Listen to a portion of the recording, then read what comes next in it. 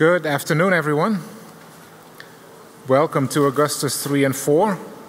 Thank you for sticking around this long, or for just waking up, whatever the deal may be. The talk now is about hacking smart TVs. The SIM talk that was originally scheduled at this time has already taken place. It was yesterday.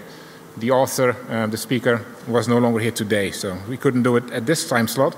So if you're here for that talk, I'm sorry, it's gone, but I'm sure that this talk will be at least as interesting. Questions, please keep those for after the presentation so we know how much time we have left. And then we're ready to get going. It's my pleasure to introduce Beist. Thank you. Hi.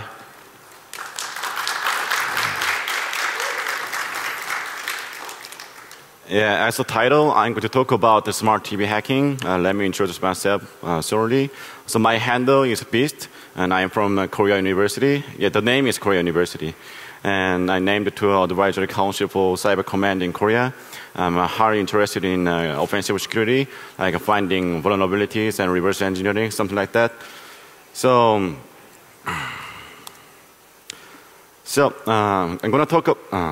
So this slide has.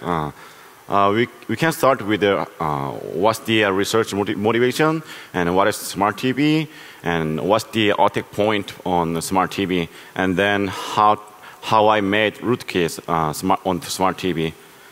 Yeah. So actually, you may hear that site called Semigo, which is a community who does the research on some specific brand smart TV, but they are doing mostly firmware hacking stuff. But this talk is not talking about firmware hacking, but it is more like security research on operating system layer or platform layer. So so we have some vulnerabilities on smart TV, but I want to emphasize more about the rootkit. Like, for example, I made a rootkit program which I can do surveillance via smart TV camera mic, because that exploitation or vulnerabilities in smart TV, it's almost the same. I mean, it's very traditional. So that's why I'm more focused on how to build rootkit on smart TV. And yeah, actually, I was only doing for one specific smart TV, but I want to say this issue goes to all the smart TV vendors. So this is something like a general issue. So the motivation, yeah, in last year, over 80 million smart TVs sold around the world, and people, I mean, the industry says it's going to be more popular. But we hardly share security research on the smart TV, so that's why we did start on smart TV. Yeah, smart TV is used in everywhere, home, workers, and office. So big companies use smart TV at their work environment. Yeah, so I want to say the smart TV is just like a regular PC, because it is actually using a modern operating system. That one is using Linux inside. So, but yeah, as you see that, there's my one is kind of fancy one. I bought that one for like $300. So it has camera and a mic inside. The back, it has 3 USB ports, so you can connect your USB storage into the smart TV. And there's a LAN cable and X-Link. Inside, there are some hardware modules like Bluetooth and wireless device. And as I said, the operating system is Linux, but the CPU is not Intel, but they are using ARM architecture. And the thing is that the vendors makes a lot of code for the platform. So yeah, it uses Linux, so it is working like a regular PC. Yeah, why they have camera and mic is that you could control smart TV using your arm or your voice. So, for example, turn it on so that the TV will be turned on. So, and there's the App Store. You can download the games. For example, Angry Bird. So you can play Angry Bird with your arms. So, and you can use Skype as well. So the first, what were the big hurdles when I was doing smart TV security research?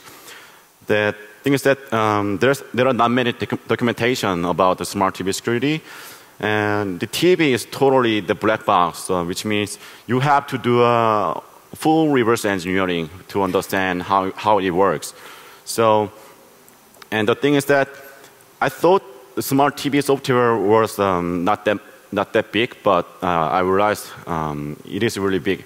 The platform, I mean, the vendor has made over 300 mega the programs so inside. So which means it's totally black box. So it's really hard to find some interesting spots for attackers. I mean, who want to find some zero day inside. So and one of the most hurdles is that hardest hurdle was that. So when I was doing research on smart TV, I made a TV brick. So I had to send my TV to AS Center to fix it. Yeah, it was a really big hurdle because on software you could do everything. You could use snapshot on VMware or the parallels, but in embedded devices, it's very possible to make the TV brick. So it takes a lot of time to fix it, and yeah. Going to talk about the smart TV attack vectors. I want to say smart TV has almost same attack vectors as smartphone has. So I categorized 4 attack vectors.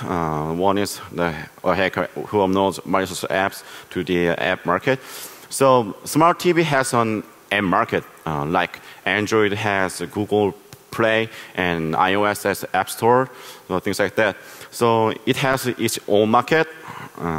And the other vector is that, yeah, I will talk about this in more details later.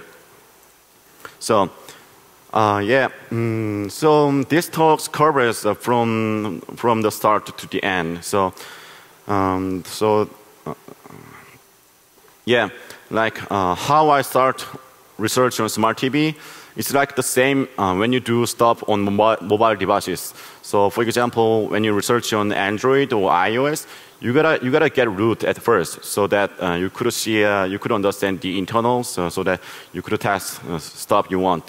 That's the same. Even though the smart TV uses Linux, but it doesn't. The vendors doesn't give us any shell, so we cannot access to the box.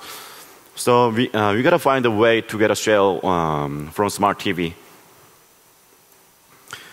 At the first, I was trying to download the firmwares for my smart TV model, but the problem was that at the time my smart TV was really brand new, so that SeungJin site didn't have any information for my TV, and so I decided to get another way. As I told you, the smart TV binaries are really huge, so that, which means even though there is an older version firmware, there must be a very same code between the older version and the latest version. So I just downloaded the older firmware and started to analyze the binaries. Yeah, and you have IDA, which supports ARM architecture as well. So which means you could do static analysis using IDA, but I wanted to get more easier way, so I decided to use UART.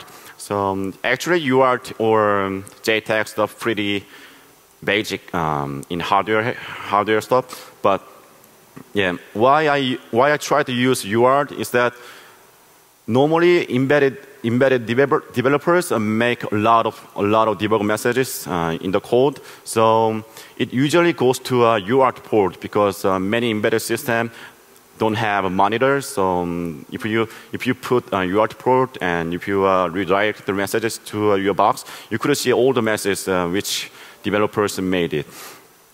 So of course, when you do reverse engineering, if you find some strings, that means it's a lot more easier to reverse engineering because these binaries are really huge, and you see some exception messages when you make some memory corruption style bugs like a buffer overflow, things like that.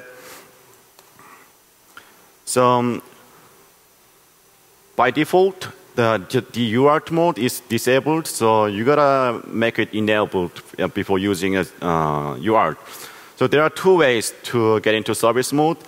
I had to take the second one because the first one doesn't have advanced mode, but only advanced mode has enabling UART.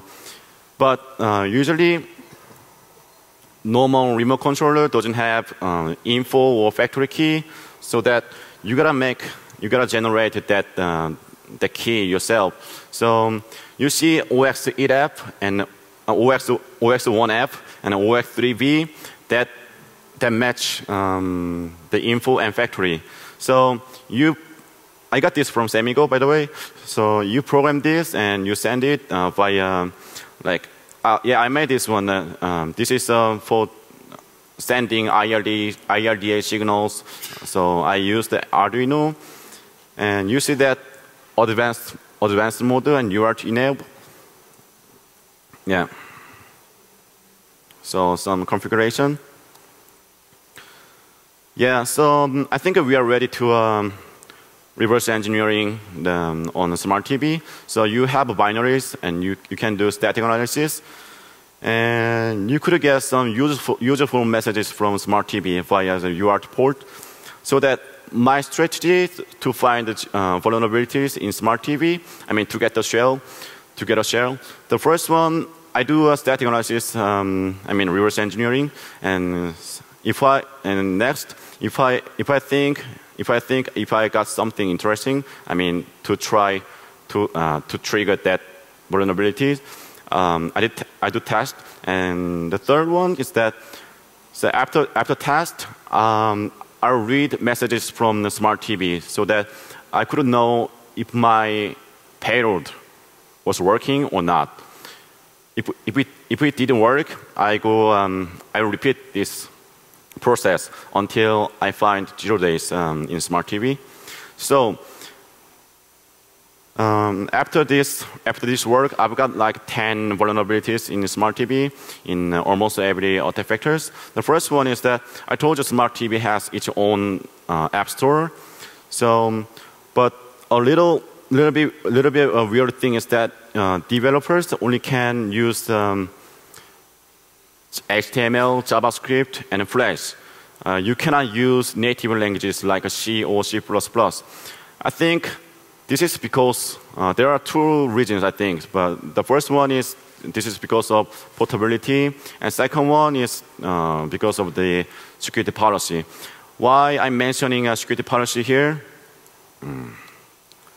So anyway, the attack scenarios is like that. What is to write in only JavaScript and Flash for security researchers, which means so basically JavaScript and Flash, they are virtual machines. So which means you cannot access, you cannot call system calls directly, and you cannot access files directly. So nothing very much you can do in VM. So that's why I told you this is because security policy. And in App Store, we have two attack points. We have two big attack points. One is the Smart TV apps is running on web browser, so that which means the Smart TV web browser has web libraries that desktops have, like for example WebKit. So they use Adobe Flash.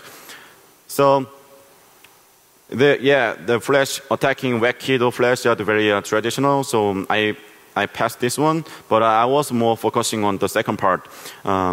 So I was focusing on more second part, which is SDK.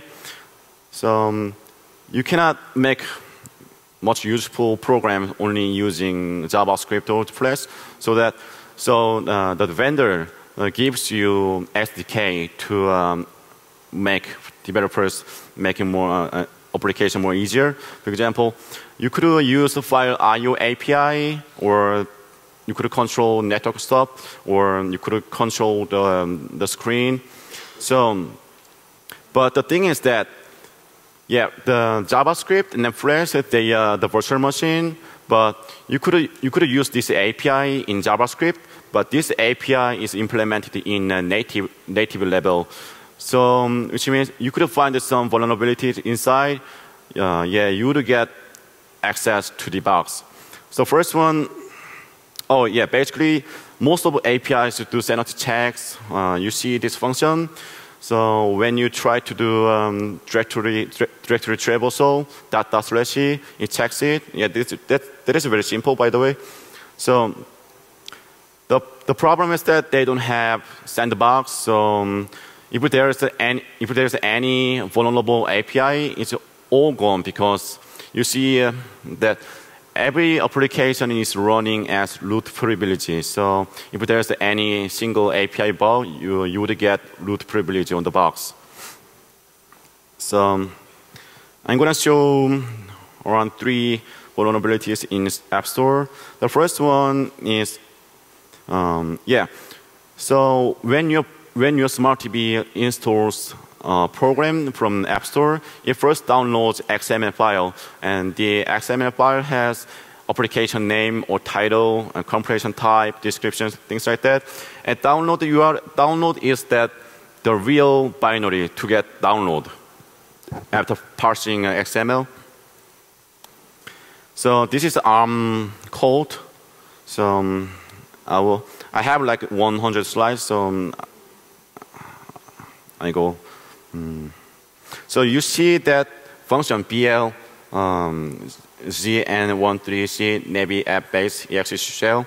So this is basically refer function for system function. So it does actually free fork with PID exe shell. It's almost the same as a system function. And the problem is that the download URL is a zip file. So after downloading it, they gotta unzip the file, but they use internal binary, the /bin/unzip. They do very basic sanity checks, like if there is a pipe or semicolon in URL.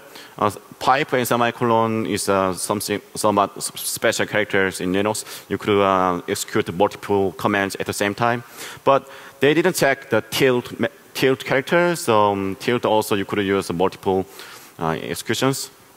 So I was bypassing it. The one hurdle was that you cannot use / character directly, but the installer is background process, so which means it has old PWD environment. It basically indicates /. So I could use / character using that environment in Linux.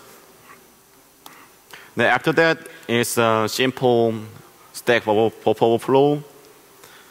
Yeah, you see string concat EPC PKC. So there's a field in the XML file, which is widget ID. This is for the app directory. So yeah, strcat is known to vulnerable if they don't check the boundary. So this is from the UART menu, UART port. So you see that the PC register is changed. The PC is the EIP in Intel. So I gave them a really long string. So yeah, it's a very 1999 simple overflow. And there are more. So most of there are like unzip API, move API, copy API, delete API. But they all use system functions, which means you could use a tilt character to do multiple executions. So yeah, and again, This is because all application is running as root, so that if you find any vulnerable API, you could get a root. So the other factor, okay, let me skip this one. Yeah, so you can do web surfing on Smart TV, but I told you before, their library, like Flash or JavaScript, they are really old, so you could see their version here, 10 Linux 2.6, which is very old. So all vulnerabilities that could trigger on desktop, it also working on Smart TV as well. We made some exploits for that, and there are like around 10 TCP and UDP daemons on Smart TV. So, for example, yes, you see that this port. Yeah, we take a look at 55,000 port. So it is actually, it has many commands. I mean, you could give some commands, you get responses from that. You see that, for example, 100, that is for authentication, providing rich features like that. I mean, you could make application on Smart TV, on smartphone, and you could control your Smart TV using your phone. So to provide that features, yeah, these demos are for that. So I take a look at 121 that RSA decryption. So yeah, this is a bit weird, but they didn't use OpenSSL or things like that. So they made some code themselves. So I found some memory corruptions while handling that the data. I mean, while decrypting your packet. So you see that exception messages here. Yeah, I have to say this is exploitable, but very, very hard to make it reliable, because the PC always points to unmapped memory address. So yeah, it's really hard to make it reliable. So we failed at 76 to find some vulnerabilities, but it was good to take a look to understand the Smart TV. And the man-in-the-middle issue, there is man-in-the-middle issue in everywhere. So as you have root privilege, you could sniff on Smart TV, you could sniff all the network traffic on Smart TV, and you see unencrypted, I mean plain text, which is sending to the other site. So you could see ID or password in plain. Yeah, there are also physical artifactors as it has a USB port inside. And do you remember that in Linux 3.6.35 there was a Linux USB kernel driver simple stack overflow, so it can be triggered as well. Yeah, I'm gonna skip this one because the rootkit part has more slides. So yeah, so from those vulnerabilities, I'm now having a shell on the box. So after that, so I decided to make some rootkits because it has camera and mic inside. So I thought I could make something fun. So basically you can do whatever you want on Smart TV because it is exactly just a regular PC. So Linux. So you could do hijacking TV programs or keylogging when the users do web surfing. And of course, sniffing network traffic is possible. So we now have a shell, but I want to make it persistent. So I gotta find the ways to make it persistent. I mean my shell. So basically, you have three ideas. First one, rewriting the firmware, but it could make your TV again break, so I don't want to try that one. And second one, remounting partitions to make it writable, and you put your binaries in that writable partition, but it didn't work for some unknown reason. And third one is more reliable and more clean. So let me explain more detail. So to make our shell persistent, persistence means you get a shell even though users reboot your TV, his TV.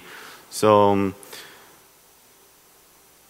we try to find some shared library which are loaded by program. So we found some interesting shared libraries that actually not exist, but there is a web browser launcher which is executed when every booting. So there is no shared library but the web launcher is trying to load it, which means you make your own evil shared library and just put your library into that directory, so that browser launcher will load your library, and you put just a reverse shell in init function, because by default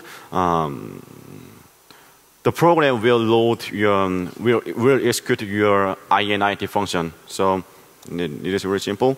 But the problem was that there was some security program on smartphone by the vendor. I called that UEP because the process name is UEP, but it stands for User Executable Preventer. That does that code, that function. I mean, it checks all the files in Smart TV, and they check if this binary is signed or not, signed by the vendor. If it's not, it just deletes the file. And you see a problem from this code, because there's something like a timing issue, because the UEP process has to scan all the binaries in Smart TV. So that means usually you have time to do before UEP program. So my solution was very simple: just kill UEP process, and while it is really simple. Yeah, so I couldn't make many kind of rootkits. So before making rootkit, I was asking my friend, so which one is worst case for you if your Smart TV got hacked. The result is most of them voted for the watching and listening. I mean surveillance. 85% they voted for this. Yeah. So,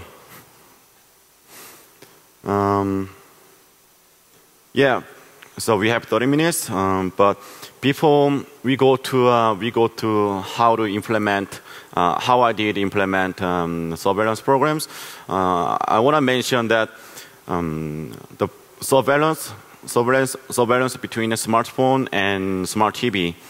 I did a quick test on smartphone. So I made a simple program on Android which takes a picture every minute, and I went out with the phone and I used it as it's my real phone. And I got two problems from the test. The first one is most of the time your phone is on your desk or in your pocket, so that most of the pictures you take are black or white or very noisy.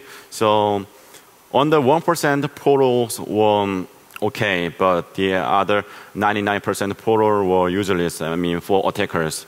So, and the second problem is that if you take a lot of photos on a smartphone, if the battery life is really going down so fast. So people would say surveillance on smartphone is really critical and really bad, but I realized these problems. And against smartphones, Smart TV is always connected to the power, and you could record via camera and a mic 24 hours. Of course, TV cannot move, but on the other hand, TV is a really good photographer, so they can watch you very well. And of course, the photos from Smart TV are really nice. So basically, surveillance is not about me or you, but it is about your family. I mean, if you get hacked, if your desktop gets hacked, mostly it's about your problem. But if a smart TV gets hacked, it is about your family or your girlfriend stuff. So do not make TVs your bed. Yeah, also, I know some big companies like Google or Microsoft, they use smart TV at their offices. Yeah, so it is not only about personal stuff or home private stuff, but it's also about the companies, infiltrating some sensitive data. So we go to technical stuff now. So we have a shell, which means you could do dynamic analysis, reverse engineering. But the problem is that most of code are written in C and C++. So if you do C++ reverse engineering, it's really hard to know which function is calling or which function is called because it's free table stuff. So you gotta do dynamic analysis to figure out how the smart TV is working.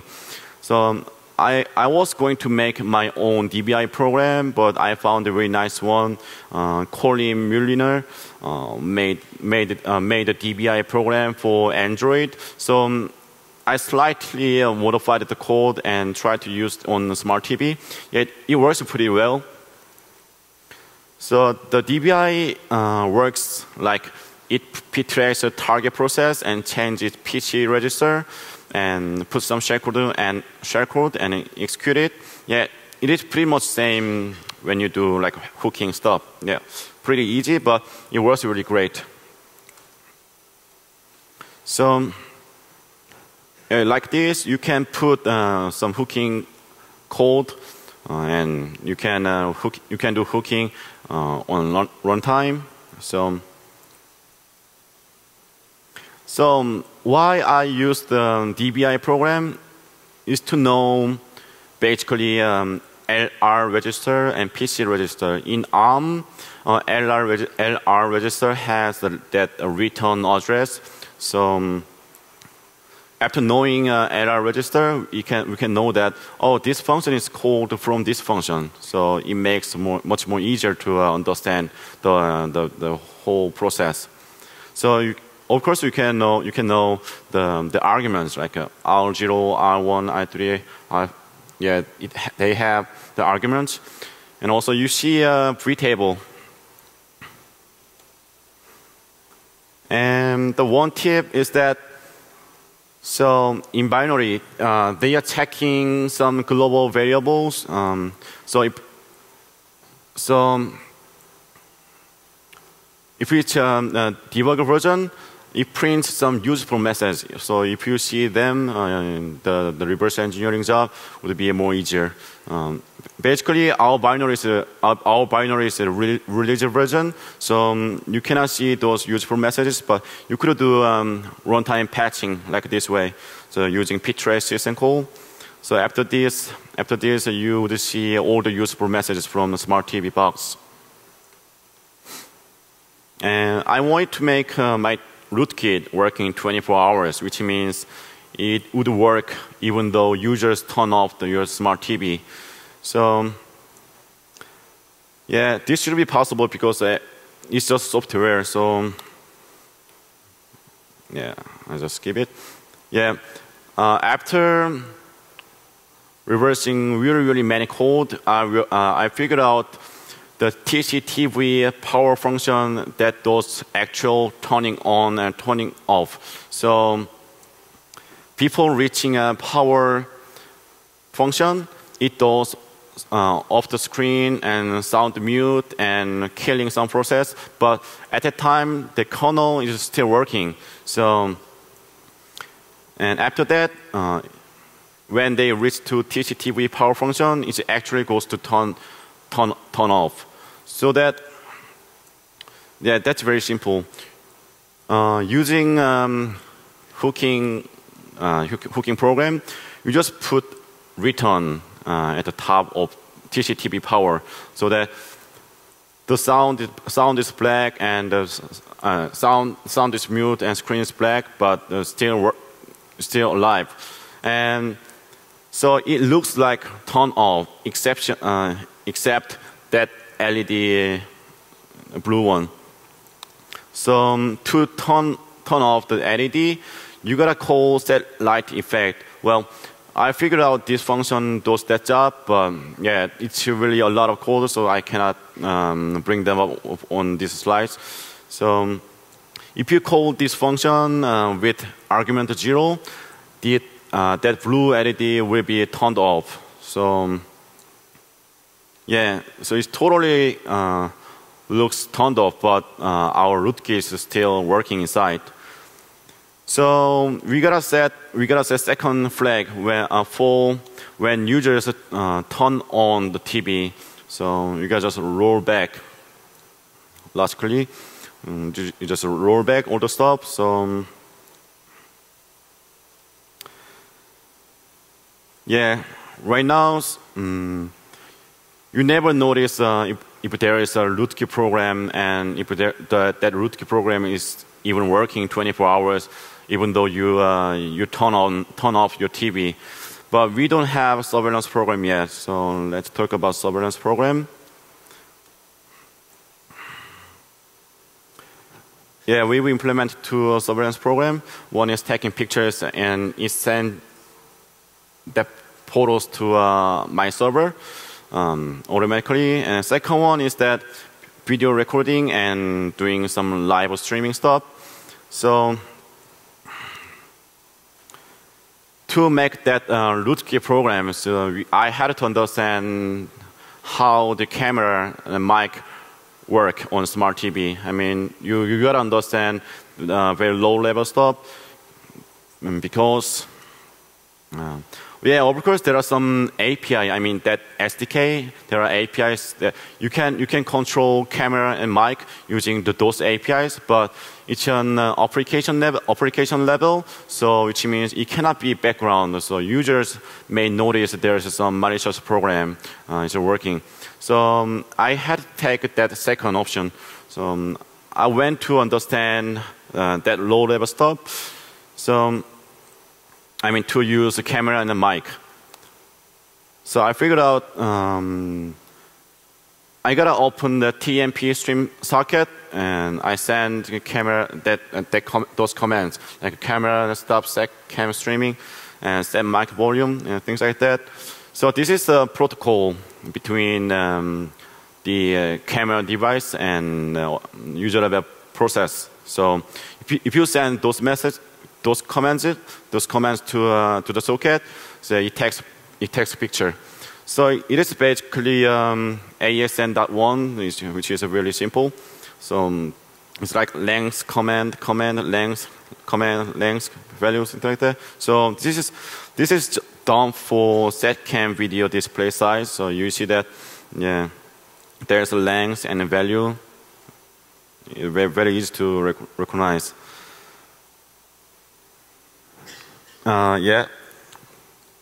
To implement a video taker. So I figured out to take a video recording, you gotta call those functions. So I did reverse engineering almost whole binary. So if you set the resolution, you see that the numbers, and you just doing setup stuff, and finally it will start to record using the camera.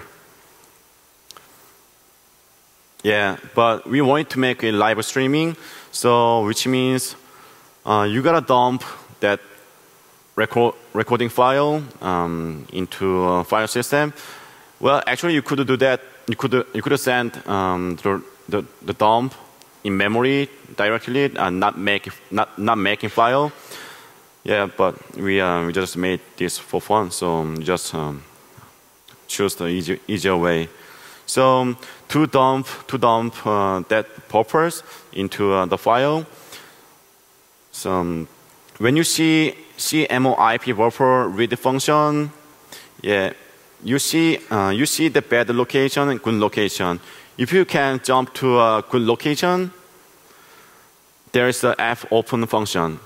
It is actually opening a file and dumping that video buffer into it. I think this is for test code for developers, but in our binary, we actually it goes to bad location by default. But you can do binary fetching.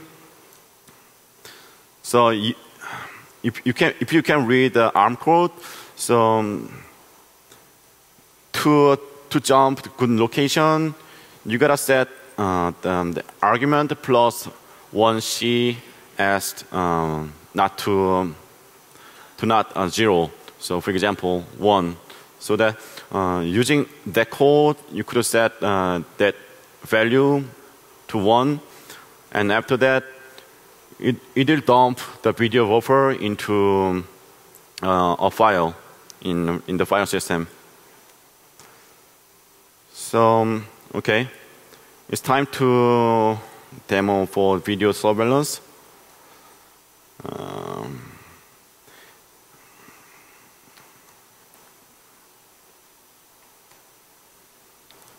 Okay, this is the this shell is from this smart TV.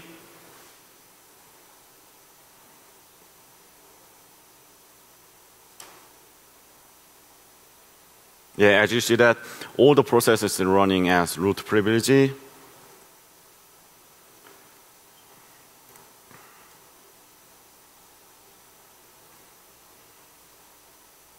Yeah, I'm injecting some modules into the main binary, I mean the TV binary.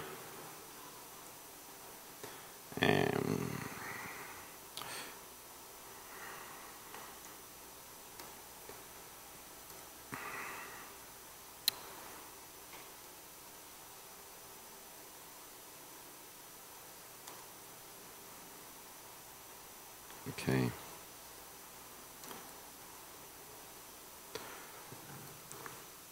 Yeah, this streaming server is to record using the camera. I'm going to start. Okay, and connect. Yeah, it's downloading that video buffer. So very old media player.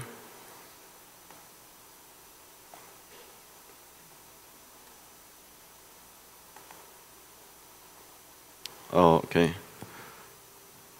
Yeah, it is watching him. Yeah. Thank you. Oh, fuck. 1 second. Yeah, this streaming is not reliable, but okay. So there might be 1 minute delay. Sorry, because I just restarted this program. But for test, so I explained my rootkey is working 24 hours. So I give some signal, okay, and then I'm going to turn off it. And maybe after 1 minute, you will see my arm using the screen.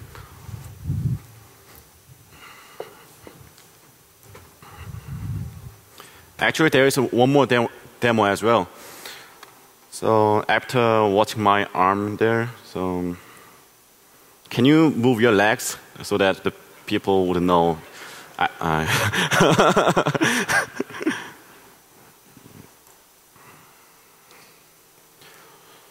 Actually, the camera is really nice, but displays a little bit. Oh yeah, you see my arm, right?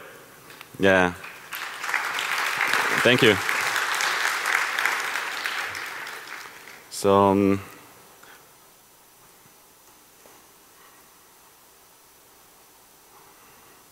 oh, I'm really no good at PowerPoint.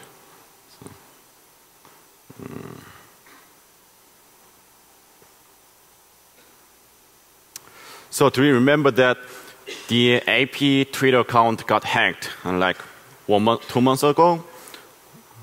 No. So I read the newspaper, and after this accident, so that stock point in USA went down. What percent? Yeah.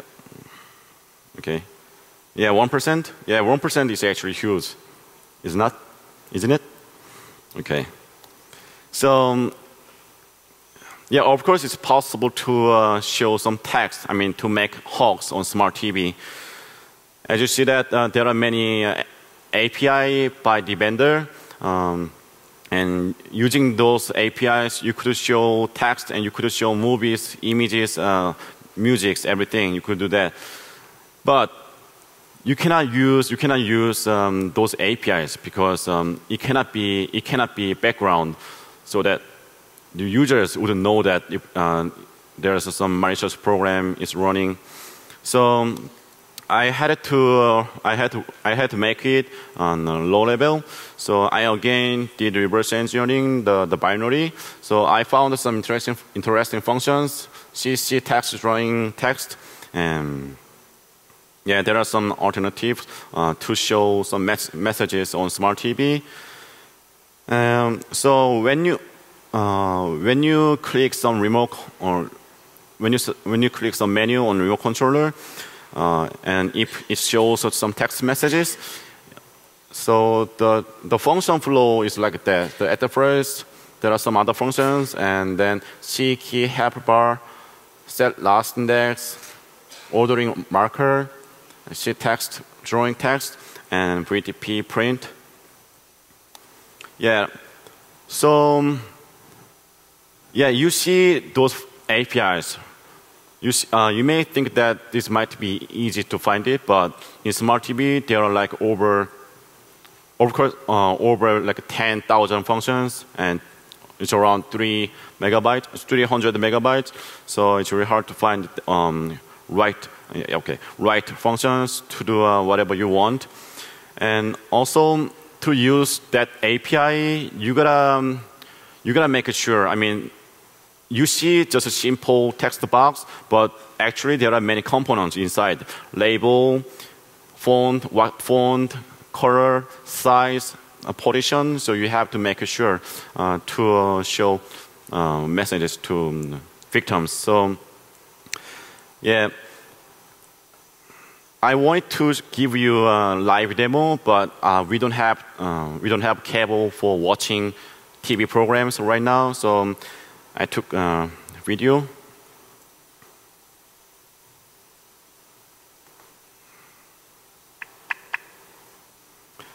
Okay, one guy is watching news at home, and this is a Korean news program.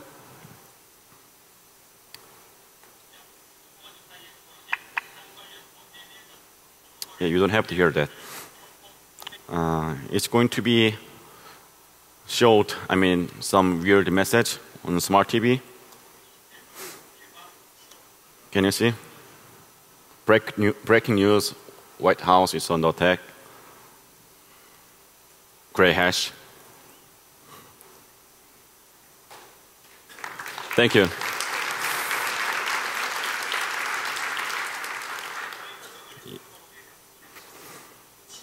Yeah, so basically everything can be possible on smart TV if you hack smart TV, because it's just like a regular PC. So if you understand how the smart TV works, how smart TV processes work, yeah, you can do whatever you want. Fuck, I did.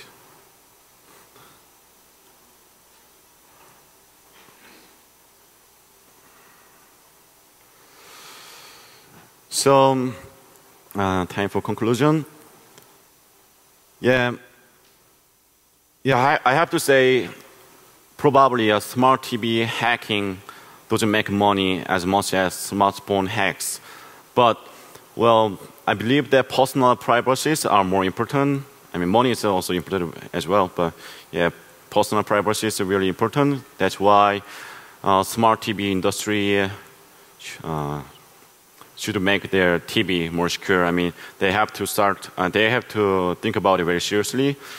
So the smart TV, if you hack a smart TV, it's really a nice platform, especially for surveillance, because the power is already connected, and they have a camera and a mic inside, and can be located at very privacy.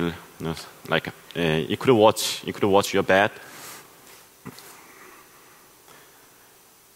Yeah, so I'm not pretty sure how deceiving smart TV users.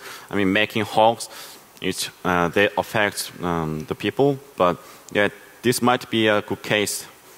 And yeah, of course, we are planning to release all the code after the conference, so you can check it out, updated slides or material on greyhats.com. So thanks to these guys, and so we have some time for Q&A, and rest in peace, Barnaby Zek. Thank you.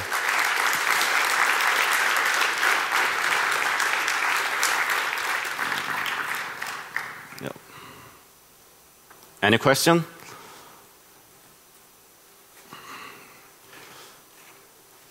Yes?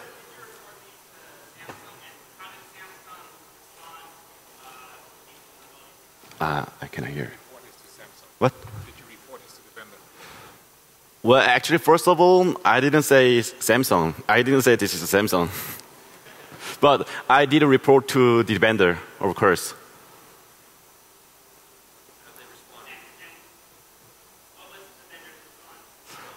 Well, they fixed some vulnerabilities already, and they are trying to make it more secure, more and more. Yeah, they are doing very nice.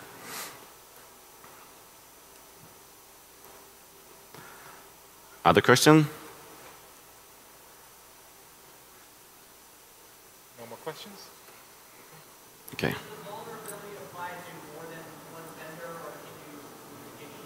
Sorry, what did you say? Does it apply to more than one vendor, or is this specific to one manufacturer? Well, I have to say, all the smart TVs from multiple vendors are vulnerable. Yeah, but not the same attack point, not the same vulnerability, but they are also vulnerable. Very, yeah.